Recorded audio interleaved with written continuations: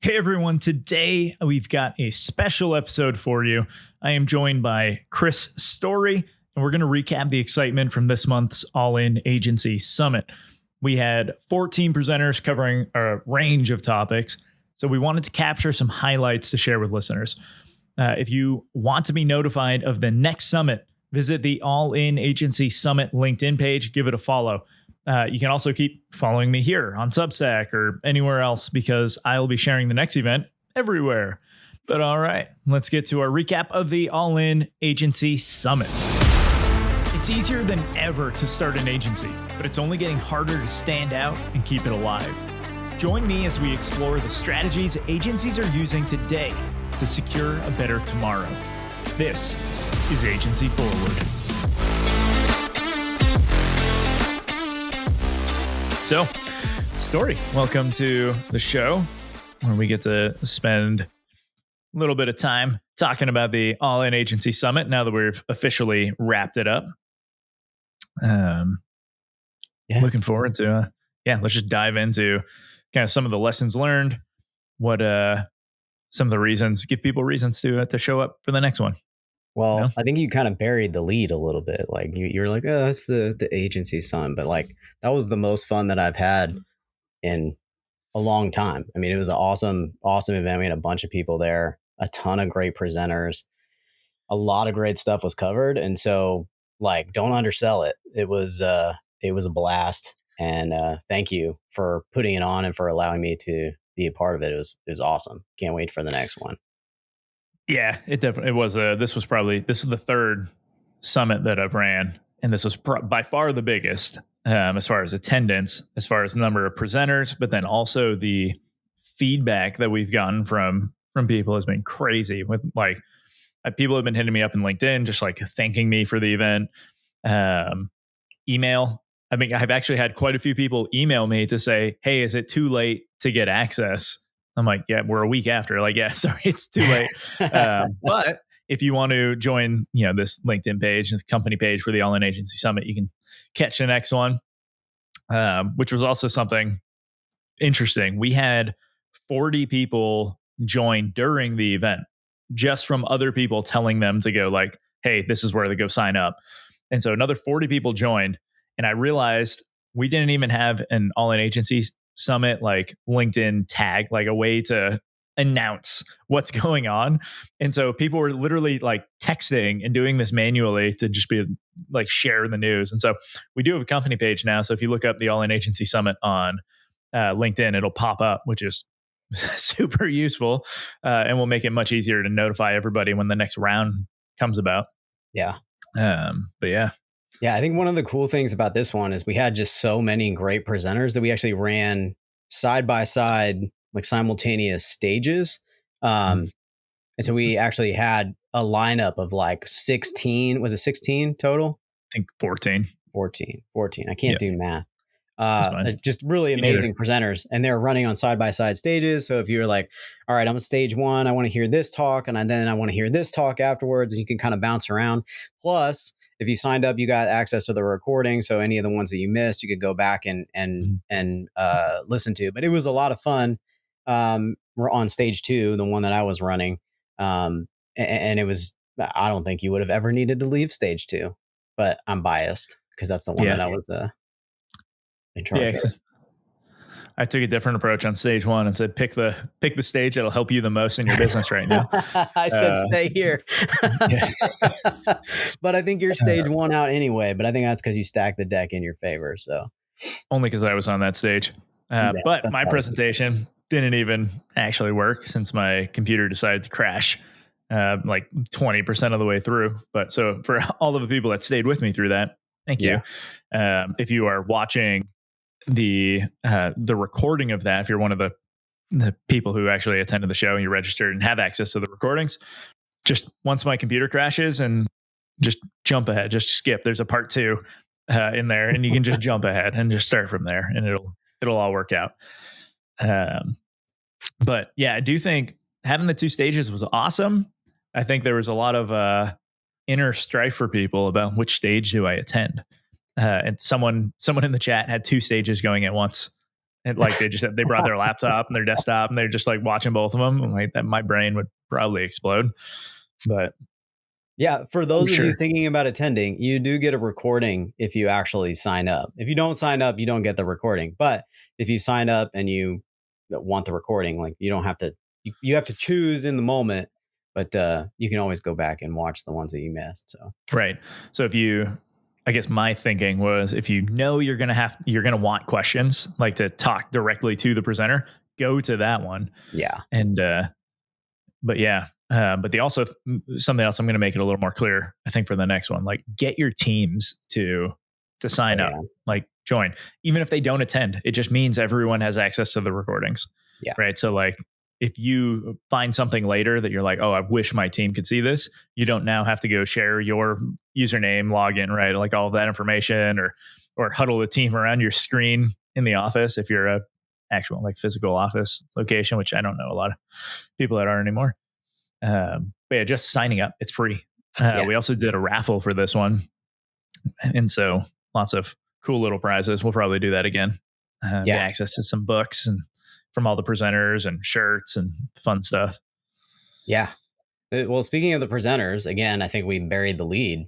Let's talk about what some Yeah. of your favorite moments were on the whole thing, but stage one particularly. Yeah. So I think I pulled something from almost every presentation. I have all my notes here still because I have to go through and like document everything. But I was literally writing things down. I had 3 notepads in front of me with like one was all the notes that I wanted to pull from this to make sure I captured them. There's another one for like things I should probably be doing in my business, right? And like writing all of those down. And then another one for like things I should be telling my clients to go do. And Yeah. so I was filling those pretty fast. But we kicked off our side with William Attaway, who runs Catalytic Leadership. So check out his podcast. He's been on the show before. I don't remember what episode number, but you can go check him out there where we get a lot more into like mindset stuff. But he is great at just figuring like helping agency owners through leadership, but also with just the mindset that they actually need to be successful. Right, like being an agency owner is stressful. There's depending on how you set up your company, it's probably pretty lonely for you too. And so when you have to be the one who like bears the burden of all of these challenges and everything else, and like your team is just showing up doing the work, and like they don't necessarily know all of the things that you have to go through. His presentation is very good for like understanding all of this, but he got into like caring and just why the different areas that you need to kind of care about, caring for your clients, caring for your team, yourself. And just by doing this, you're able to produce better results. But I wrote down one quote and I got like a ton of notes here. I'm not going to dive into every little thing. But the best leaders are not reservoirs, they're conduits. I was like, oh, that's a good one. And I think I don't know who to attribute it to. I think he's the one who said it. Maybe it's someone else. So like, I'll Google it later. But it was just good for, getting some of the thinking juices flowing for the Yeah, first it's really presentation good. of the day. It's awesome. Yeah. Let's jump to stage 2 now for one of yours. So Yeah, so stage two started off strong with Sam Balter he's the head of content at Wistia. He had some really, really amazing things to say about video. They went through some of the data that they collected in the Wistia State of Video report that they put together, which, by the way, if you haven't checked it out, go check it out. You can find it on the Wistia website. I don't have the link right in front of me, but go check out their State of Video report. They actually did this really interesting thing where they did the report in a couple of different formats. They did a live section and a polished section. He talked about the difference between kind of like the polished video versus the live, sort of more raw type of video. He had a lot of really great insights there on how a lot of people in the market today actually trust the less polished type of video more than they do the more polished kind of traditional style marketing videos. And so there's really no reason why anybody shouldn't be using the barrier is so low now. There's really no reason why anyone shouldn't be using video in their reports. And he also had some really right. interesting things to say about like repurposing. So one of the things that they did with the State of Video report is they recorded it, and then obviously they made the recording available, and then they did a blog post, and on the blog post they put the full State of video Mhm. on the actual blog post, and it took maybe I forget, I think it was 3 months before there were more video or more views on the blog post than there were on the actual live event. So like making sure that you harness the power of the live event that you put so much effort into, and making sure that you make that available, so that, because ultimately once you make it, it's passive Yeah. income, so to speak, passive eyeballs. So Right. that was a really cool insight. He had a lot of other really good pieces of data around video, and why and how you should start using it. Yep. Um, yeah, that's a good. I need to still go back through and watch that one. Wistia is also one of the sponsors Yeah. for this summit, so I want to give them a special shout out. Check it. There really is like the barrier is gone, right? Because you can get a free account on Wistia and go create some videos. Whether you're doing outreach to clients, whether you're doing marketing videos, just throwing things up on your website, like it's you can create an entire like client onboarding process and have it as videos that you just send out at different times. You can automate everything. Like it's yeah, super easy tool. Thank you again, Wistia, for the support. Oh, one other thing I want to mention that Sam talked about too, Mhm. and we talk about video a lot in terms of marketing, in terms of content creation and stuff like that. But one of the things that Sam pulled into the report, well, that Wistia pulled into the report and Sam talked about, was using it in sales as a sales tool as well. And so video doesn't just have to be, hey, we're going to make this, we're going to post it on LinkedIn, we're going to make it, we're going to post it on video on YouTube, wherever. Mhm. It's also a really valuable tool. They said one third one third of professionals who use video in their sales outreach experience a shorter sales cycle, and 60% experienced an increased response rate when they included custom video in their outreach. So Yeah. marketing is not just about, or excuse me, video is not just about marketing. You can also use it for sales, and I thought that was a really valuable Mhm. tip as well. Yeah, that's a good one. Um, Even using it within your offers as Mhm. like a bonus, like content can be a bonus. It's a passive addition to your offers, and so that's something that we're grabbing a lot. I have some clients who have a ton of content, and it's like we can package this, and now it Yeah, becomes a resource, right, as like a bonus. And so, exactly. yeah, tons you can do with video. Let's move in. I think next presenter on stage one was Marcel, in French, Petipas. Petipas, if you're just going to read it in the English name, but he told me I said it right using the French that I grew up understanding, and so I figured I should bring that back in. But yeah, we talked the three levers to improve like delivery margin, which is one of those big numbers. And so I don't, if anyone has seen one of Marcel's presentations, right? He is just very good with numbers. He runs Parakeeto. Parakeeto also a sponsor. Thank you for the support. And Dynamic Agency OS is actually a Parakeeto partner as well.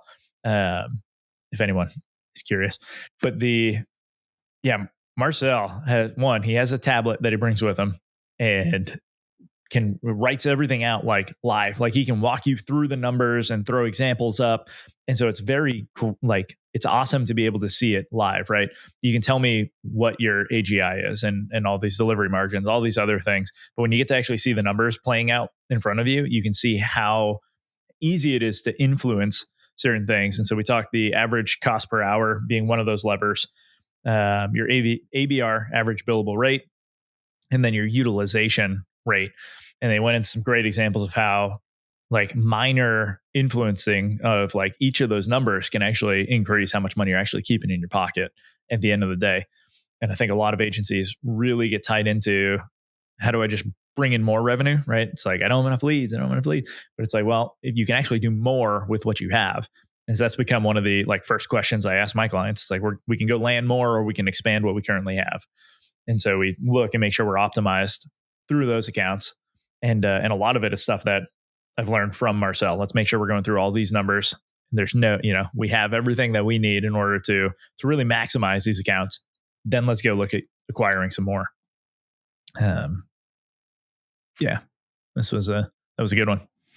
Yeah, I've seen Marcel present, and he was amazing. He blew me away last. Was it the last agency summit that he presented, or has he presented all of them? Past two. Well, this Yeah, one, and yeah, I saw his presentation at the last one, and I was like, I had to reach out to him and just tell him because he just blew it out of the water. It was great, so good. So I guess you can't go back and watch, but he may be at the next one. So definitely, yeah, and something else. A lot of the presenters, so like they have access to their recordings, so they can do what they want, and they've all posted. A lot of them have posted them live on their own websites, and within their whatever resource centers they have for their companies. And so there's a chance you can go seek out some of these presenters to see if they have those recordings up for you. Yeah, and if you don't see it, ask them for it. That'll make us feel good because it means that you want the stuff that we help to kind of facilitate. Yep. So go ask them for it. Cool. So so stage 2, our next presenter was Jakob Greitzar, more commonly known. I actually just messed that up. It's Greitzar. Sorry. There you go. Sorry, Kuba. Affectionately known as Kuba. He was formerly with Zen Pilot, and that's actually he did an amazing presentation about people first project management. One of the things that stuck out was he had a quote that he said, if you're doing poor project management, you're blocking your teams from delivering their best results and you're harming their future. So as a leader, if you are not investing in the process and making sure that you're removing blockers and holding your teams accountable to productivity and to the process of actually getting things done, you're actually hurting yourself, but you're also hurting them. And you're holding yourself back from achieving kind of the results that you wanted to see. Kuba is a great guy. He's presented in almost all of these too, right? He did, past 2. Yeah, so he's been in the past 2 as well. He just launched a new newsletter. It's called Silken Spider. You can go find him on LinkedIn and sign up for his newsletter. I believe he's taken a little bit of a broader stance on kind of everything people and marketing related. But he's also got a really interesting take on the way that he sees things. If this gives you any idea of Kuba as a person, he's also I said it wrong last time. I think it's doom metal. I said death metal last time. I think it's doom metal. He plays bass in a doom metal band. So if you want a really unique perspective on marketing, go sign up for his newsletter. He just started it. It's called Silken Spider. Yeah, great guy. Yeah, I was just looking it up. And that newsletter is actually growing really fast. I think I was his first subscriber. It's weird. I convinced him to just start a Substack, but I've been watching it just like blow up. So a lot of people checking it out. It's awesome. Let's see. I had Corey Quinn on my stage next. This one was awesome. We were talking gift-based outbound, and this was one. So my wife was listening in to some of these just because, out and about during the day and stuff. And she just wanted to support me. So she's checking in on these. She was listening to his. And I think one of her quotes was, if this sounds basically like too good to be true, like, why don't we go just start giving more gifts? Right. Yeah. Like, there are some odd, okay, so I'm going to get into some numbers here. At one point, Corey had a $6 million marketing budget and spent $3 million on gifts to get results. And they were able to grow their agency up to 150 million from like 50, right? Like that was one of their approaches. That was great. With a different client, they sent wine and stuff, they deliberately selected wines and sent it out. They had a 941 to 1 ROI, like 3 digits, right? 941 to 1, right? So crazy benefit there. But some of the so it's just a lot of proof that this works, right? And he's done it with a lot of clients. The gifts should be unique, striking, and leave an impression. And so I think right now everybody's sending like crumble cookies, right? Mm. Like everyone is sending crumble cookies. Like it's fine. They're a great gift. They're I would delicious. eat some of those They're cookies. Yeah. so good. But when everyone else does it, now it's less unique. And so like you're not actually standing out. And so being able to find certain gifts. One of the things that I really like though, they were working with it's like an HVAC company or a company like that. And the agency or man, I'm mixing everything up now. There's a lot of information that went on this day, so bear with me. They found this flashlight that like HVAC repair guys really liked, it was just awesome, but it was pretty expensive. Like, it was like, a couple $100 to do this. So they bought like 40 of them and then they sent them out to a bunch of like targeted accounts and they got a ton of response back from all of this. And it was super successful. But then they realized a very large percentage of those actually didn't have the money to be able to even afford services from them. And so it's like, okay, when you're creating your like Dream 100 and you're targeted outbound and you're looking at these accounts, like you actually have to be deliberate and like do some work ahead of time to not just like blanket send these gifts out. Like you actually want to, be very deliberate on who am I reaching out to? Because if they can't actually work with me, then I'm literally just sending them a gift to say like, there you go. Thanks. See ya. Which you probably don't want to spend your marketing budget just doing those unless it's for charity. Right. But yeah, those things were, I got so many, I think, I guess one of the big ones too, he said, only send gifts to like essentially your top 20%, right? So like doing the Pareto principle and like be very specific on who you're sending them to, but, and then follow up.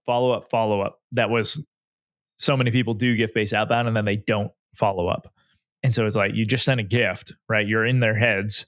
Go read Chet Holmes' book, The Ultimate Sales Machine, right? He talks about how he did this, was able to double sales like year after year for like 3-4 years, I think. Just crazy growth. And it was essentially through these targeted approaches, sending gifts, getting in front of them. And so that when they do have that problem that you talk about, they know to go to you. And anyways, I could go on. Like this was an awesome, like for me, I literally wrote down my list of people I need to start sending gifts to. So if you start getting gifts from me, it was because Corey told me I needed to send some gifts out. I'll be on the lookout for mine. Yeah. But again, if you could pay me some money, then yeah, I would happily send it. By the way, guys, this is so effective that it's actually illegal in a bunch of industries. Like, for example, medicine, like the Sunshine Act. If you work for certain healthcare companies, like you cannot provide healthcare professionals with gifts because it is so effective in influencing behavior. So, right. But if you want to go lobby Congress, then like, okay, well, we're not going to get political about this unless you want to. Do you want to turn this into, no, I think it's probably safer. Probably safer that we just stick to the summit. Yeah, probably. We might get unhinged. Anyway, I lost my train of thought. Yeah, it works. I'm definitely going to go back and watch that one for sure. So, but I just want to say that, like, if you need proof that it works, it's actually illegal in certain places because it works so well. Yeah, that's a good point. So, there you go. Go check it out. Go try it out. Just don't do it don't give anything to doctors. You'll get in trouble. So there we go. Who'd you have on stage 2? I had stage 2. During that time, we had Leslie Venetz, the founder of Sales Led GTM. She talked about objections and objection handling, which I think there's really, in my experience, there's 2 types of agency owners. There's the ones who are amazing at sales and who just could sell ice to an Eskimo. Can you say that anymore? Is that offensive? No, they're Eskimos and they know a lot about ice. It's a culture thing. Okay. It's legit. I lived in Alaska and I met a bunch. That's fine. They're cool with it. Okay. Cool with it. Get it? I got the and we're unglued. And then there's the other type who is more of the creative type who gets into marketing so that they don't have to sell. But you still have to sell either way, whether you think you do or you don't, you do. And so this one was, I think, great for really both types, but particularly for the types who get into marketing and they're like, I don't want to sell. I don't like to sell. I feel sleazy when I sell. And she gave Hmm. a really good um, sort of primer on how to handle objections without being, like used car sales, without one lying, two just kind of bulldozing. She gave it her three C's approach. And one of the quotes that she had was, before you can respond to an objection, you need to get curious about why you're hearing the objection. And so I thought that was Hmm. interesting because I think we almost, I mean, even the word objection, like I object, Yeah. um, it makes it all of a sudden you kind of bow up and you get Yeah. ready to. Defensive mode. Exactly, you get defensive, and then when you get defensive, it's you against them, and it's no longer like how do we come to the best solution for you. And so she talked about being Mhm. curious, having a conversation around it, and then when you once you've kind of had that conversation and gotten to an understanding of why they're even asking you this in the first place, then you can talk about bringing it to a conclusion. And maybe that means they're working with you and you overcame the objection. Maybe that means you're sending them on their way. One of the other things that she talked about in her presentation was she actually had a really, really big client who she ended up telling, she was like, look, for what you're looking for, I am not going to be your best fit. And she told them she turned down a big paycheck in order to maintain her integrity because she knew that she wasn't the right solution for what this company was looking for. And it actually played out to her advantage because there was another big company that she was also talking to, and the two companies were talking to each other. And so the one company that she turned down gave her a good review, and then the other company ended up actually hiring her. But we talked a little bit about how integrity in the sales process is just such a powerful tool. Like trust is something that you can't fake, you can't hack. Like you can watch a Mhm. bazillion sales videos on all these tricks and body language and like questions and all that stuff. But like if you don't have integrity, I think people have sort of a sense and they can feel that. Yeah. And so that it was really interesting to hear her kind of talk through that. So she's the hashtag queen of outbound.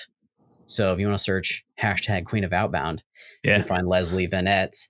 Um, she puts out a lot of stuff on LinkedIn too. You want to go follow her. She has some great stuff Yeah. on how to sell.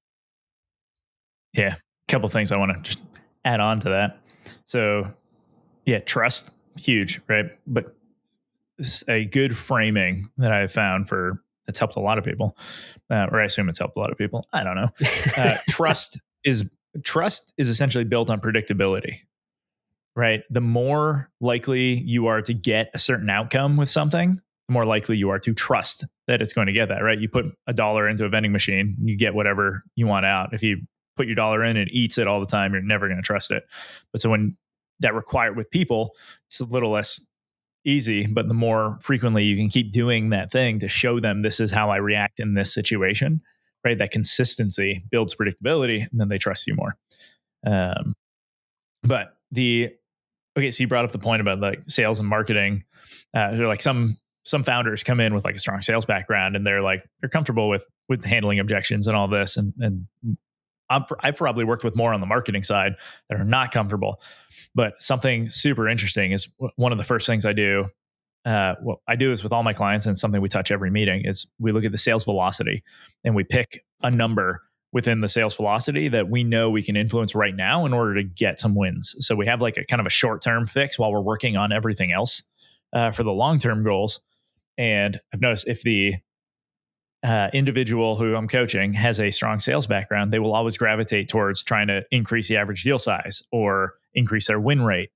And if someone has a strong marketing background, they're like, okay, well, let's figure out how to get more leads in here. We need more opportunities. And and a lot of times, like if they don't actually look at the sales velocity and see all the numbers, then they continuously go to what they know, right? Like they Mm. won't actually try influencing something where if you're a strong marketing background, you have a ton of leads, but you have a crappy close rate. It's like you can just do a 10% lift on that close rate. And that's a lot of money that's coming in every day now. And so it's, yeah, interesting to see that. But for anyone going back into the replay or just following Leslie's content and getting more of this, the following objections and going at it this way, right? Like if there is an objection, if there's a question, there's a reason that someone is asking that. And so when you do, like Leslie says, right, get curious and figure it out, right? You can kind of uncover and you can get better results. Objections don't just happen in the sales conversation. Every meeting you have with a client is a sales conversation. And so when you're presenting an asset to deliver and they ask a question and or they start objecting about certain things, right? They start giving you all this extra feedback for the designs, right? Get curious, ask those deeper questions to figure out why it's a certain way so that the next time you have to present to them or even for this to handle this certain situation, you can kind of work around that and find a better solution so they feel good and you get whatever delivery asset like pushed through. It takes a lot of times like reps of just, okay, why are they asking this? And not just giving the face value answer. But when you can, figure this piece out, like your business will blow up because you will start being crazy successful as things. But then you got to figure out how to teach your team. That's a whole other thing. So, all right, let's keep this rolling. I had Lachey Lewis on my stage. If you are, I think the way I introduced her, I still stand by.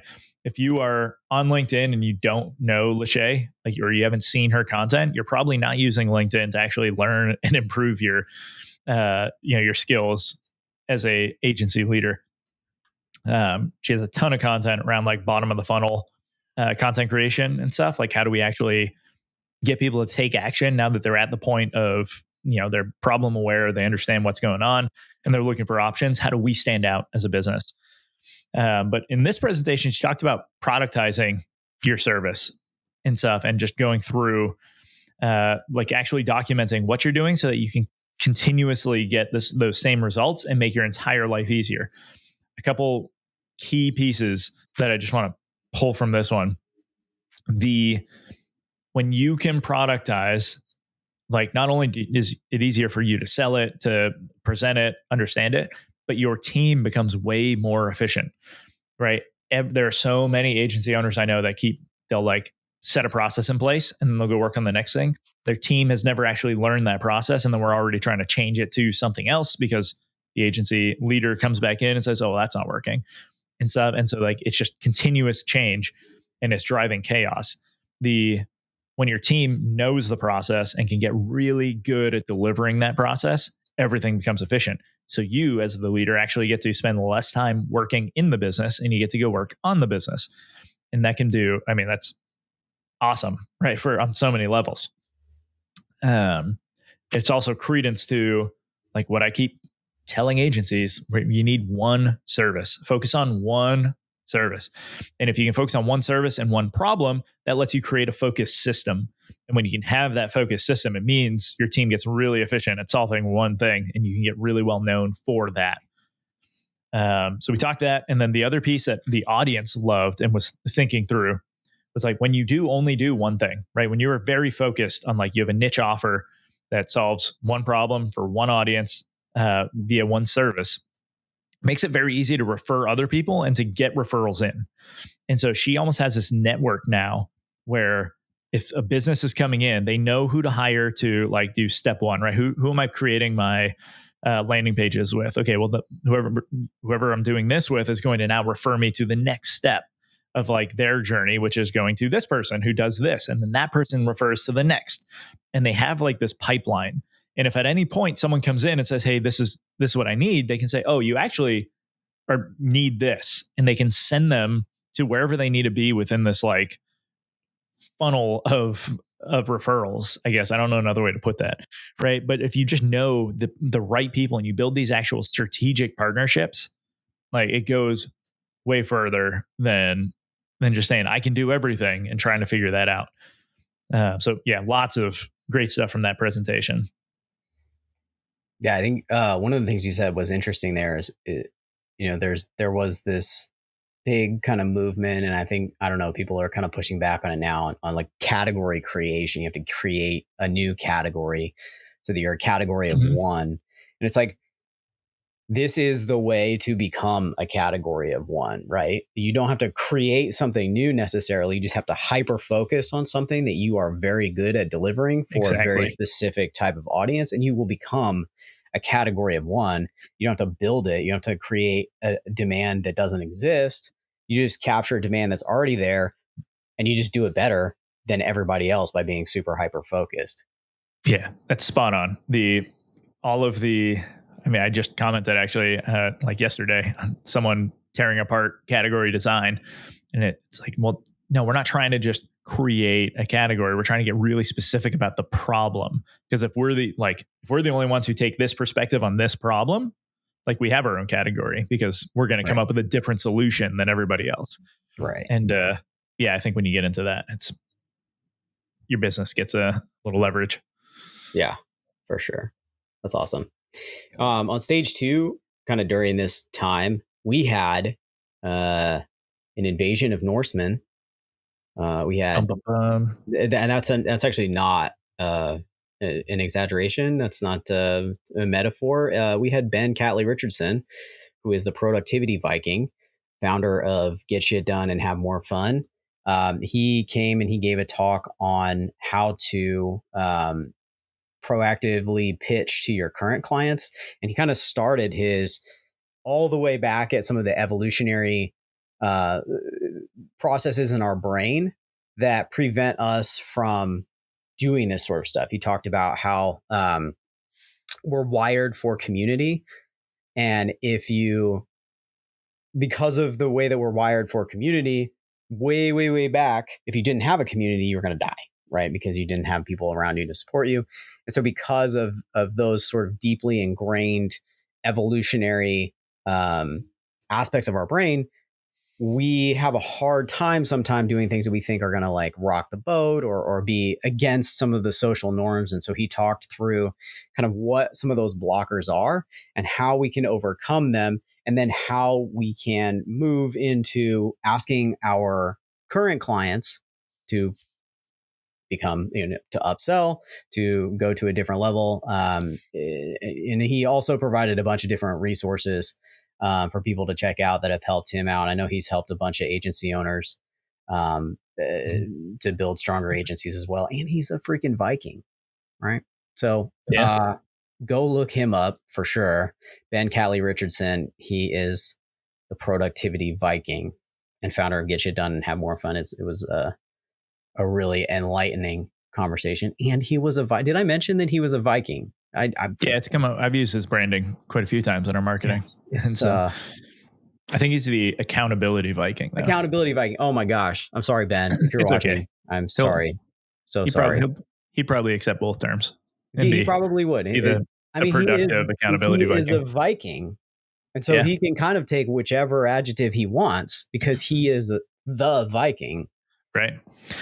Which he was also on Agency Forward. So you can go back and listen to Ben's episode, which is another good. Most of these guests have been on Agency Forward somewhere within the past. And if they haven't, we already have their interviews lined up and stuff. So they're coming. So if you needed a reason to subscribe and make sure that you're getting some of these, there you go. Who did you have next on the stage? I had Ryan Watson. From Upsource, Ryan. Which another one interviewed on Agency Forward. Yes. So, okay. So I expected when Ryan started his talk, I expected some like finance tips, like how to grow, how to do like certain like finance specific things.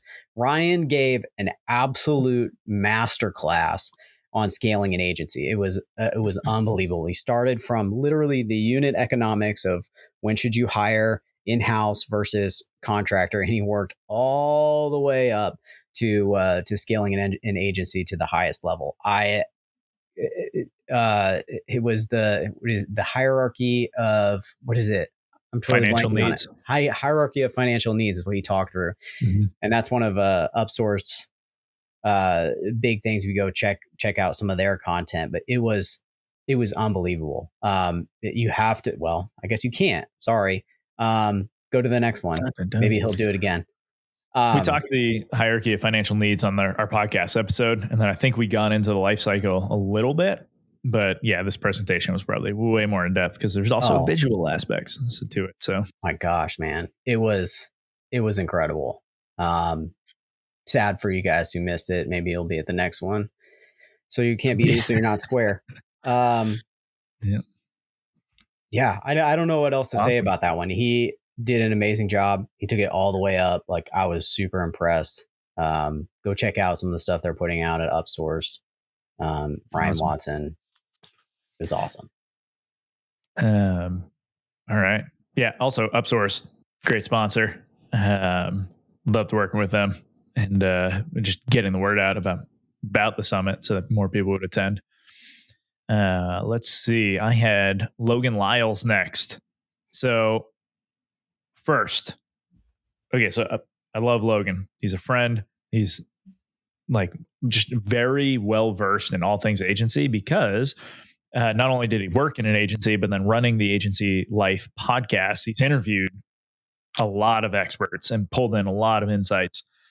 And I will put in the show notes my episode of Agency Life because Logan confirmed at the start of his presentation for this one that I do have one of the highest downloaded episodes of Agency Life. So if that's a reason to check it out, you can go check that one too.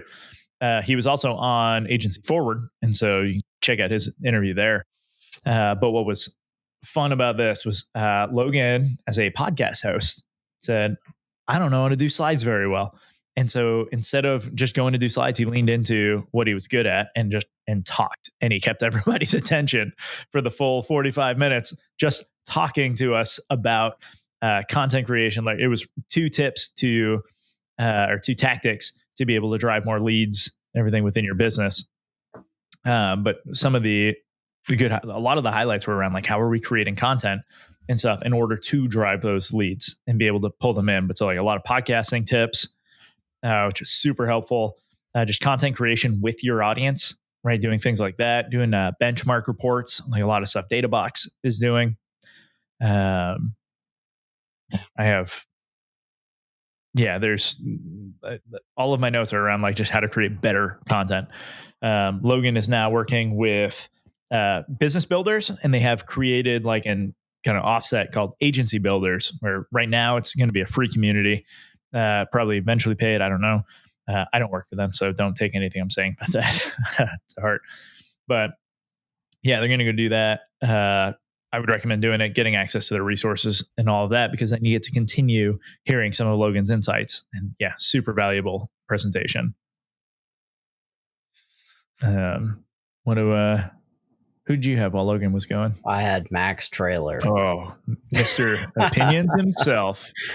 Who had the least dramatic presentation title: Sell Consulting Services or Die.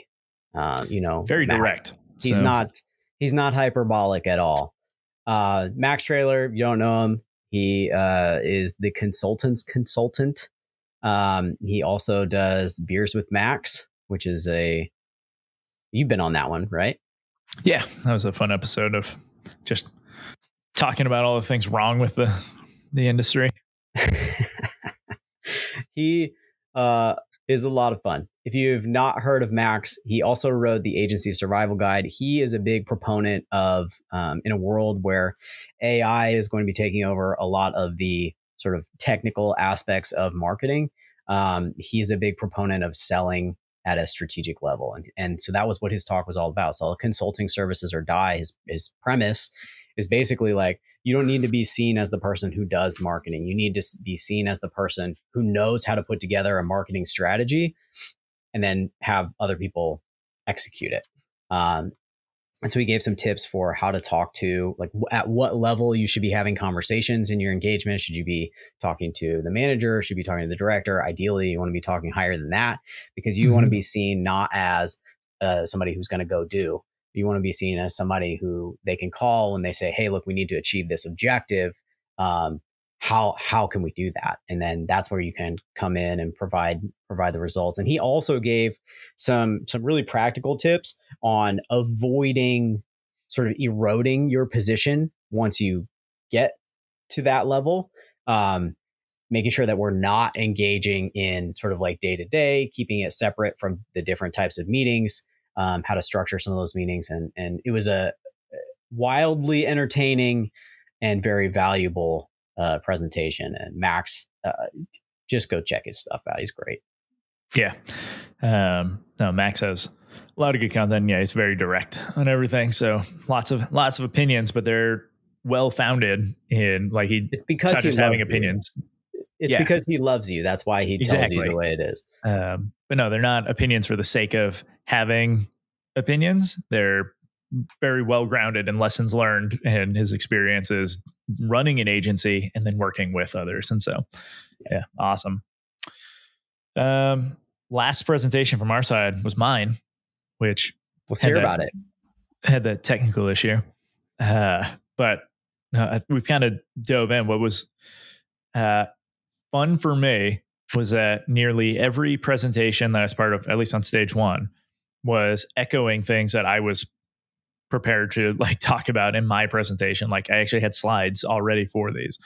And so it's just like further evidence, like this is the way, right? Like, but really it was just about how can we move away from services and get into just focusing on offers. I believe there's something that I'm calling service saturation, where so if I say, hey, I do SEO services, right? Someone can go get on Google right now and look up SEO services, and they're going to find thousands of agencies.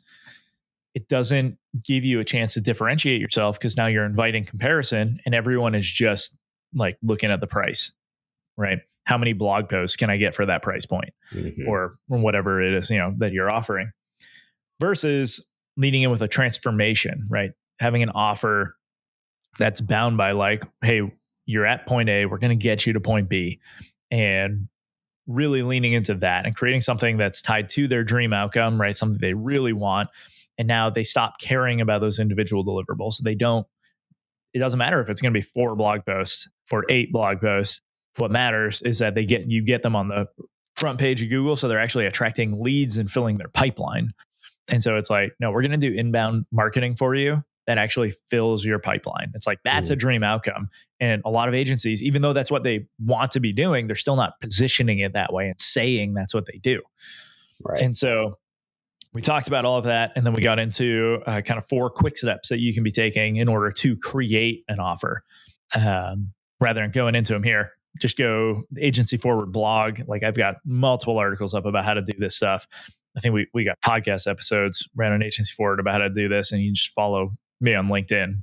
And it's kind of what I talk about a lot. And so you can just pull it all in there. But yeah. Yeah, that kind of ties in with one of the earlier presentations. We were talking about creating a category of one, right? Like if you could structure an offer that nobody else is doing. Right. Then and that's when you get super clear on the problem that you solve. Then people hear you talking about the problem. One, they assume you have the solution because you know the problem so well. But then you usually do have the solution that stands out from everyone else because you're focused on the problem. And so, there's. I also want to take this because I know that you are not going to do it for yourself. But I also want to take this opportunity to recognize that these strategies that you talked about during this presentation, you've actually had a recent client win a couple of like back-to-back 6-figure deals using these principles, right? Yeah, there've been a lot of dudes following this stuff and like setting your offers up this way works. And like I can, I know you're not going to talk about it, so I have to throw you props because I know you're not going to take them for yourself. Yeah, but this stuff works. Chris is great. By the way, if you haven't worked with Chris or consumed his content, he's probably like the best person that I know. He is one of the few people. I know you're not going to talk this way about yourself, so I have to take the opportunity to do it. He's one of the few people that I've ever worked with or for who actually genuinely cares about the success of the people that he works with. So please go check out his content. If you are interested in learning how to build better offers and streamline your agency operations, please go check him out at Dynamic Agency OS. I had to have that plug because I appreciate that. Wasn't going to do it. He wasn't going to do it for himself. He's too nice. So yeah. Now before it gets weird. Yeah, let's move into the last. We'll go to the last presenter. So the last presenter we had on stage 2 is Tony Wilson.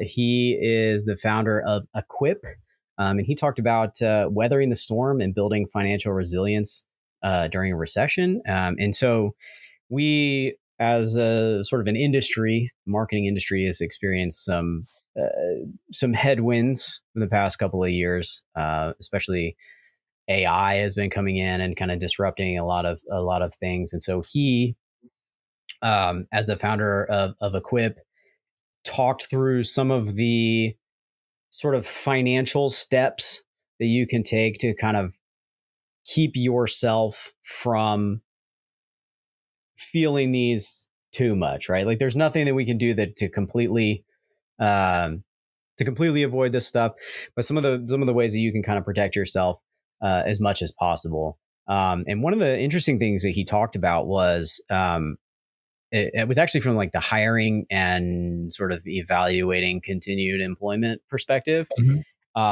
Layoffs are not a pleasant thing to have to think about, but when you do have to think about it, having a plan and having a way to think through how to how to do them, how to figure out like, okay, who do I need to let go, um, was actually really really valuable. So he talked about one of the frameworks that he advises companies to use when they're in these kinds of positions is think about like your rebound team, like who is on your rebound team, Mhm.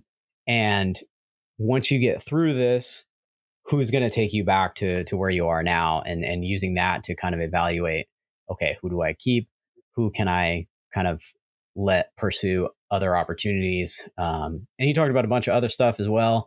He gave his stance on debt, um, which was helpful.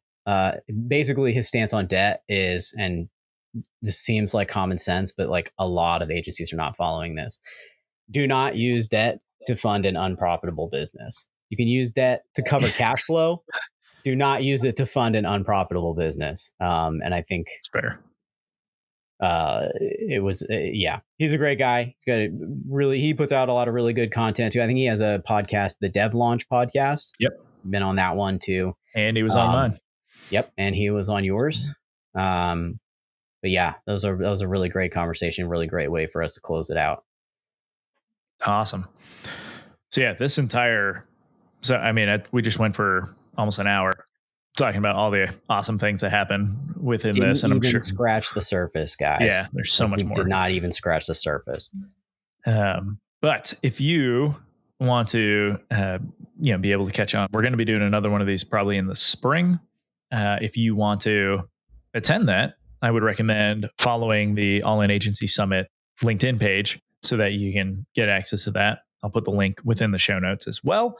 If you have presenters that you would like to see, if you have questions, like topics you would like covered, send it to us, because like the presenters aren't static. Like we're going to be changing people out every time. Mm-hmm. Not because we don't think they're doing awesome, but like we want to hit whatever the topics are that we think are the most valuable to the audience right now. And so I will personally hunt down the right people to present on whatever topic we think is the most valuable. And so if you got one of those, please let us know so that we can make it happen. But sorry. Real quick before Yeah. you close us out, do you just want to riff? I feel like we again buried the lead to literally the very end. You want to riff on what the All In Agency Summit is and what it's for, like what the purpose of it is, because we never really talked about that. Yeah, I figured. Yeah, because I've been so attached to it, I just assume everybody knows at this point. But I created the All In Agency Summit, the first round, as a way to help people. So it's a completely free event. So I know, like we've been talking, like you got to register, you got to do it. Like it's free, 100%. It will remain free forever unless something crazy happens. But the goal, there might be some bonus additions later that you can pay for. But like the actual event, being able to access all of these presenters is free. But I wanted to create an environment where we could bring agency leaders and agency experts together in this environment where we can all just get tons of learning done. And it's virtual so that you can access from everywhere, right? And yeah, it was just a way, like there was, I my belief specifically and the reason I created the Dynamic Agency OS, right? Dynamic, is that I don't have all of the answers, and there is not one perfect way to do anything. And if you're looking at a coach and they say, no, this is the way it always has to happen, like, probably wrong, right? We had 3 people at this summit that talked finances, 3 different people talking different topics, and they all probably have like a little bit different of a perspective. And I don't think any of them are wrong or any of them are perfectly right. They just have that perspective to know how to look at the problem and get after it. But so by having this summit, I'm able to bring in all of the presenters that, like, other coaches, other experts, to get their perspectives on these problems, so that you now, as an agency leader, have multiple resources you can go to, and you're learning from multiple people to be able to get these results. If you're listening to this podcast, you've heard me say it on multiple other episodes that Solomon's paradox is real, and it is very hard for you to solve your own problems because you just don't know, right? The same reason I didn't even think about explaining what the All-In Agency Summit is right now, because I'm too close to it. You're probably too close to your problems to be able to see it. And so being able to get this input from all of these coaches and experts is super valuable to your business, and something that I feel like if I can do it for free, get all these people in, it goes a long way. And so that is what the summit was. Plus, it's an awesome networking opportunity for you to meet other people in the industry, other people who are doing what you do or similar things, like-minded, focused on growth. Like I met a ton of awesome people helping to host the event. So it's definitely worth the day that you'll spend. I don't know how to put it any other way than that. Like it's an amazing event. Don't miss the next one. And it's free. Don't miss the next one. So, but yeah, so we will be coming at you with another summit probably in the spring. Join or follow the All-In Agency Summit company page on LinkedIn for any updates, and yeah, we will have it there. So thanks for listening, and Story, thanks for joining to chat about all these wins. Couldn't have ran both stages at once by myself. And so I'm glad you were able to come in and help facilitate all of this, because it made a huge difference. It was a blast. So I'm super grateful to have been a part of it. Awesome. All right, man. We'll speak soon. That's the show, everyone. You can leave a rating and review, or you can do something that benefits you. Click the link in the show notes to subscribe to Agency Forward on Substack. You'll get weekly content, resources, and links from around the internet to help you drive your agency forward.